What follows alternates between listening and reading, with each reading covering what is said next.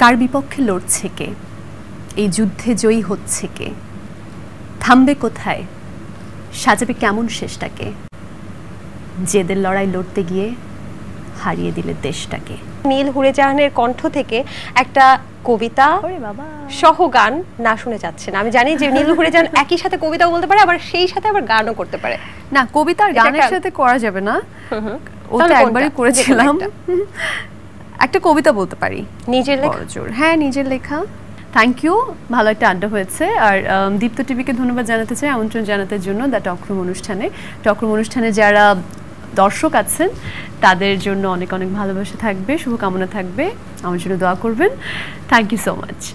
আর একটা কবিতা শুনতে চাইলে তুমি, তো আমি এই কবিতাটা ওই যে বলছিলাম 18 জুলাইয়ের ওই সময়টা আমি ছিলাম ইউএসএতে, আমার কলেজ বন্ধুদের সাথে আমি দেখা করতে গিয়েছিলাম। আমি ইউএসএ গিয়েছিলাম শো করতে, একটা শোতে আমাকে ইনভাইট করা হয়েছিল। সেখান থেকে আমার ফ্রেন্ডরা থাকে আলাবামা, ওদের সাথে দেখা করতে গিয়েছিলাম এবং আমরা একসাথে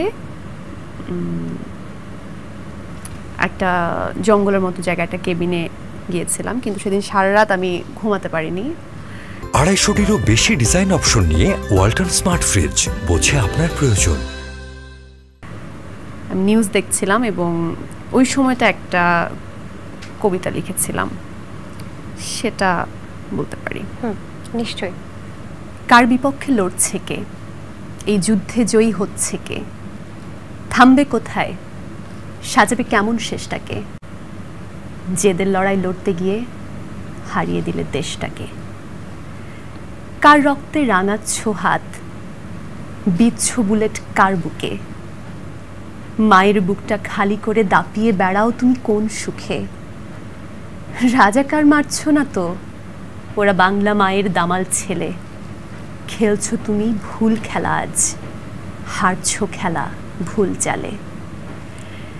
জ্বেলেছ আগুন কোথায় বলো, নিচ্ছ যে কার প্রাণ কেড়ে। দেশটা তো ভাই তোমার আমার, গড়বে এদেশ কাকে ছেড়ে। দু চোখ ঢেকে দুই হাতে তুমি বলছো কিছুই দেখছো না। ভাঙছে তোমার দেশের খুঁটি, তুমি শুধু বুঝছো না। থামবে কোথায়, সাজাবে কেমন শেষটাকে, জেদের লড়াই লড়তে গিয়ে হারিয়ে দিলে দেশটাকে। স্বাধীন দেশের স্বাধীন মানুষ, বলো উত্তরটা কে জানে। প্রশ্ন আমার দুঃখী মায়ের, আমার সাওয়াক মারল কেনে। চমৎকার।